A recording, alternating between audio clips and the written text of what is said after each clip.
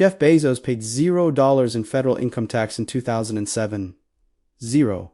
Not because he cheated, not because he hid money in offshore accounts, because the system is designed to let him, while you were paying 22% of your paycheck to the IRS, while you were calculating deductions for a home office or student loans, the richest man in America paid nothing, and it was completely legal. Elon Musk, zero in 2018.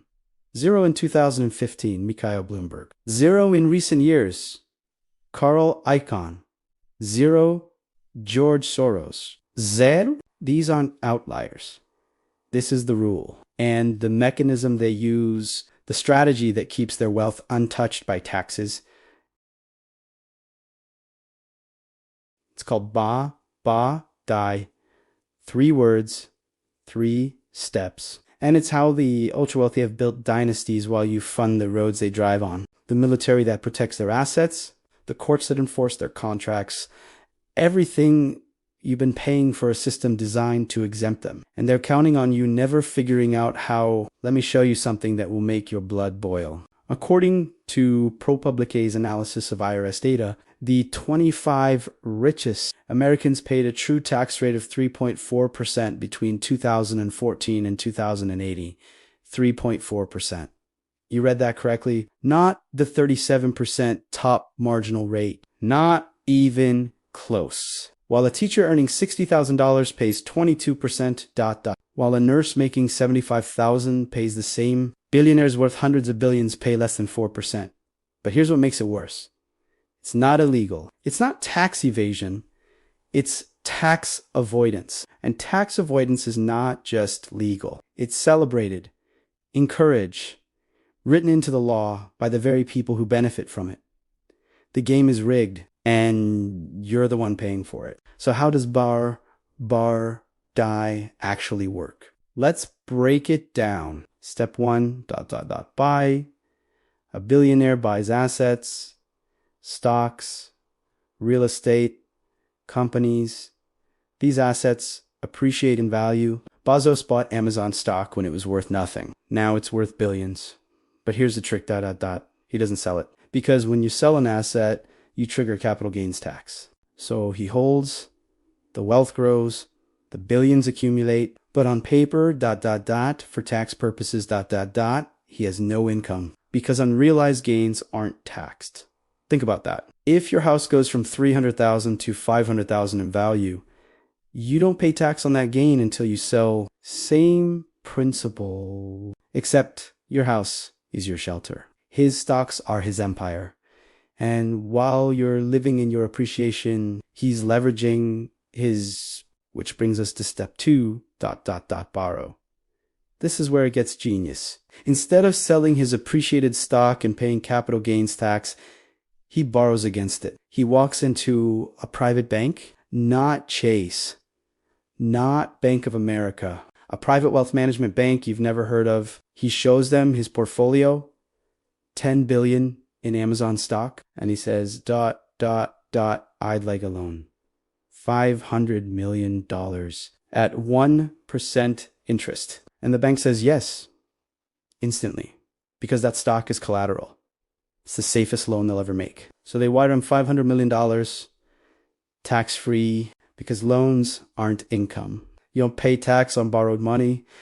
And now he has $500 million in cash to spend, to buy mansions, yachts, art, more companies, whatever he wants, while never selling a single share, while never triggering a single dollar in capital gains tax. And the interest on that loan, 1%, maybe less. That's $5 million a year in interest payments, which sounds like a lot. That's $1 billion in gains. He paid $5 million to access $500 million. And that $1 billion in growth, still untaxed, still unrealized, still growing. You're paying 22% of your salary. He's paying 1% interest on borrowed money. And the system calls this fair. But wait, eventually he has to pay back the loan, right? Eventually the bill comes due. Except it doesn't, because when the loan comes due, he just takes out another loan. A bigger one, His portfolio has grown. His collateral is worth more. So he borrows again, uses the new loan to pay off the old loan. And now he has even more cash. Still no taxes, still no income, just borrowed money forever. This is called securities-based lending, and it's how billionaires live tax-free lives while their wealth compounds eternally. But what about when they die? Surely their heirs have to pay taxes then, right? Wrong. This is step 3, ... Die. And this is where the system reveals its true purpose. When a billionaire dies, something magical happens in the tax code. It's called stepped-up basis, and it's the crown jewel of wealth preservation. Here's how it works. Bezos bought Amazon stock for pennies. It's now worth billions. If he sold it while alive, he'd owe capital gains tax on the difference. But if he dies holding it, his heirs inherit it at its current market value. The cost basis steps up, which means all those decades of gains, all those billions in appreciation, are never taxed. Ever.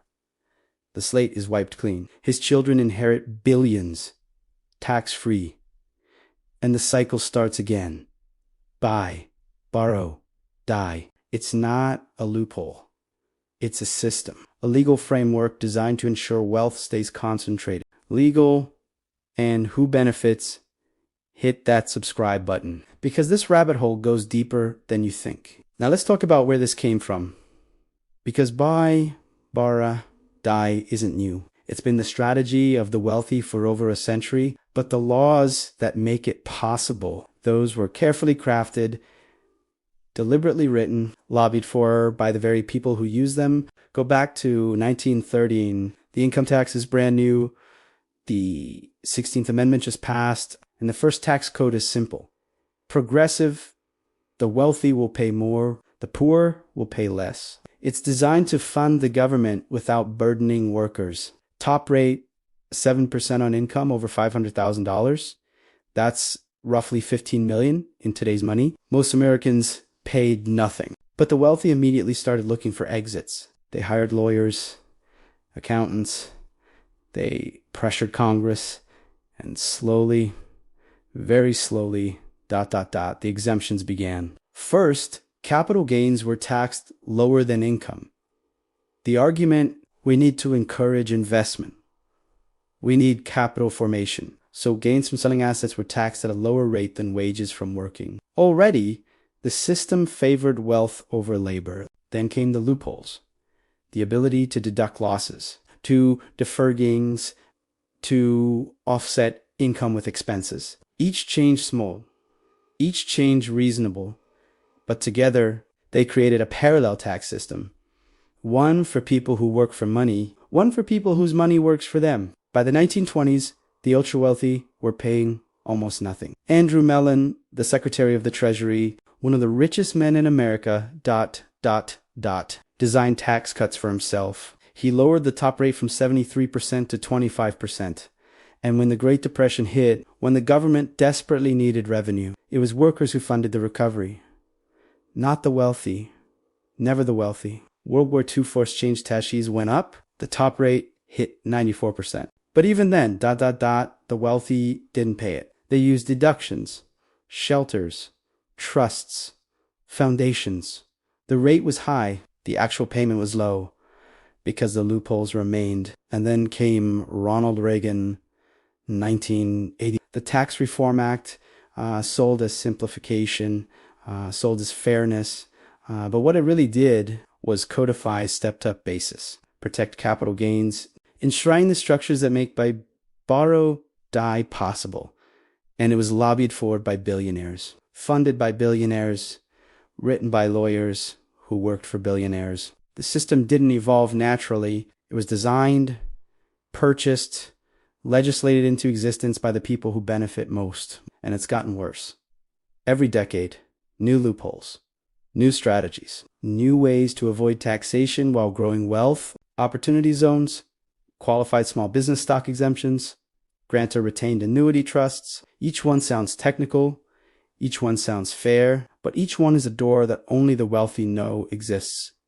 And here's the sick irony. The more complex the tax code becomes, the more it favors the rich, Because complexity requires experts. Experts cost money. If you make $50,000 a year, you can't afford a team of accountants and tax attorneys. But if you make 50 million, you can hire an army, and that army will save you tens of millions.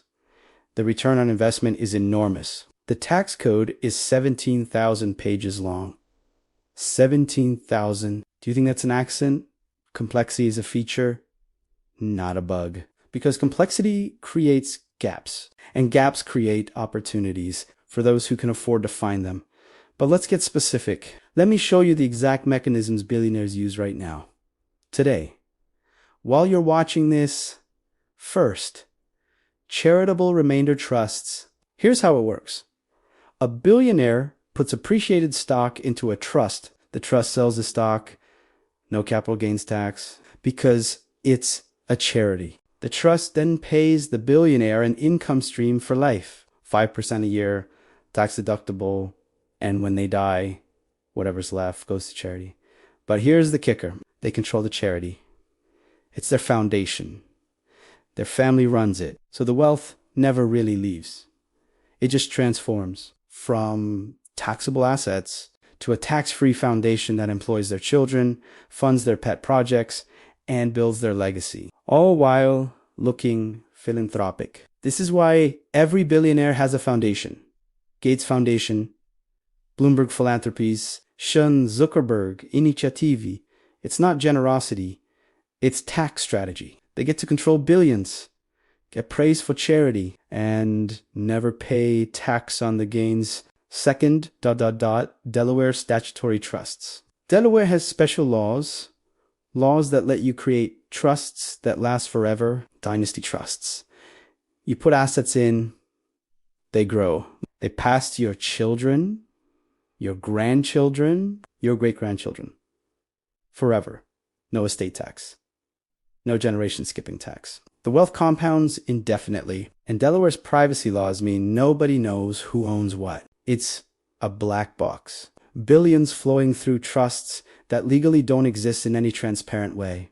Third, installment sales to grantor trusts. This one's complicated, but essentially, you sell an appreciating asset to a trust you control. You structure it as an installment sale. The trust pays you over time, but the payments are structured so you pay minimal tax and the asset's future appreciation. It's now in the trust. Outside your estate, your heirs get it tax-free. You moved billions out of your taxable estate without paying $1 in $500,000. Why? Because poor people can't fight back. They can't afford lawyers. They can't delay. They can't negotiate. So the IRS targets them. Easy money, but auditing a billionaire, that takes years. Teams of lawyers, endless appeals. And even if the IRS wins, the billionaire just pays a fine, a tiny fraction of what they avoided. It's cheaper to pay the penalty than to pay the tax, so they keep doing it.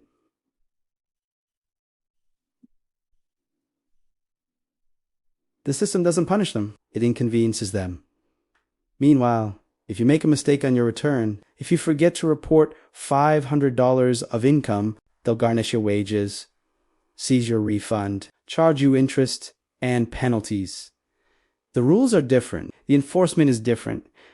The outcomes are different. And this isn't accidental. The IRS budget has been cut by over 20% in the last decade. They don't have the resources to go after complex cases, so they go after the simple ones. They go after you while the wealthy operate in the shadows, protected by complexity, shielded by lawyers, untouchable. Do you see it now? Do you see how the game is structured?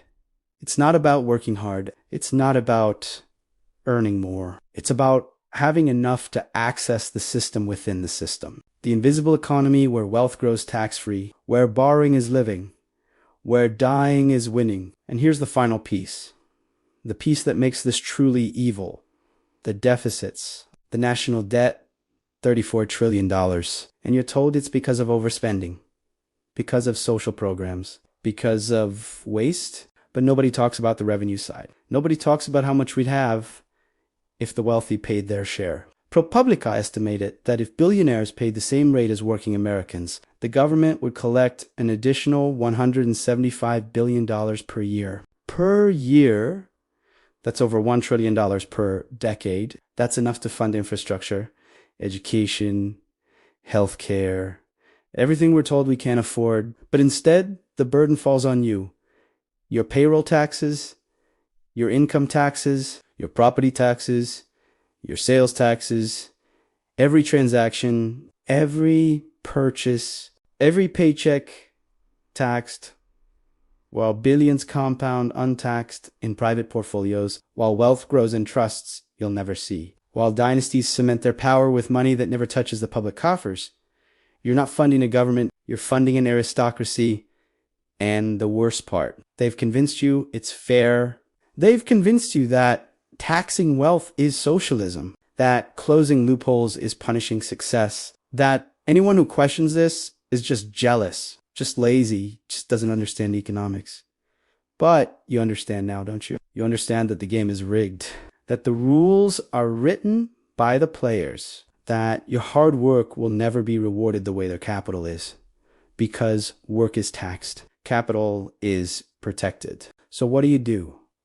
How do you fight a system this entrenched, this protected, this deliberate? You start by refusing to accept the lie.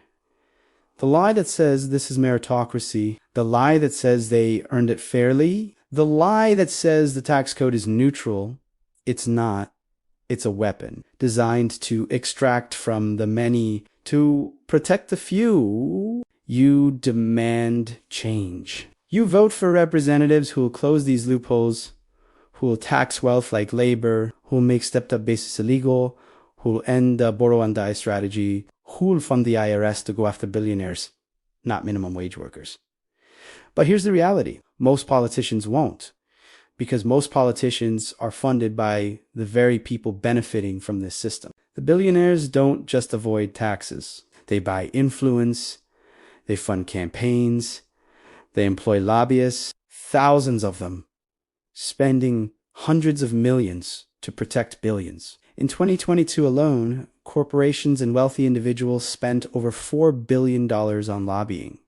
$4 billion to influence tax policy, to write loopholes into law, to ensure the system stays exactly as it is. And it works because the return on investment is astronomical. Spend $4 billion to save $400 billion. That's a 99% return. The best investment they'll ever make. So the system perpetuates, the wealth gap widens, and you keep paying because the alternative would require revolution, not violence, but a revolution of consciousness, a mass awakening to the fact that you've been subsidizing your own oppression. And that awakening is exactly what they fear most. Because if everyone understood by borrow, die, if everyone saw the charitable trust schemes, if everyone realized the IRS is targeting the poor while ignoring the rich, the anger would be unstoppable. The demand for change would be overwhelming, and their carefully constructed system would collapse. That's why they don't teach this in schools. Why financial literacy isn't mandatory. Why the media rarely covers it. Because an informed population is a dangerous population. But you're informed now. You see it. And you can't unsee it. So here's my question for you. What are you going to do with this knowledge? Are you going to accept it? Shrug it off? Assume there's nothing you can do? Or are you going to get angry? Are you going to demand accountability? Are you going to spread this truth until it's undeniable? Because that's the only way this changes. Not through the system. The system is the problem. But through awareness, through pressure, through millions of people refusing to accept a lie anymore, the billionaires are counting on your complacency, your exhaustion, your belief that nothing can change. But history shows otherwise. Every unjust system eventually falls.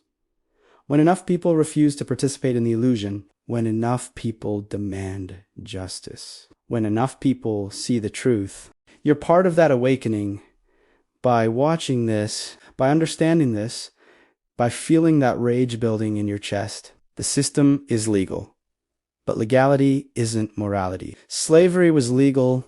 Segregation was legal. Legality is whatever those in power say it is. And right now, they've made theft legal. As long as you have enough money to hire the right lawyers, but theft is still theft. Even when it's written into the tax code, even when it's done through trusts and foundations, even when it's called wealth preservation. It's theft from you, from your children, from every person who works for a living while capital owners live tax-free. If this revelation has shattered your understanding of fairness, if you're realizing that the game was never meant for you to win, if you're seeing clearly for the first time how deeply the corruption runs, then you need to see what we're exposing next.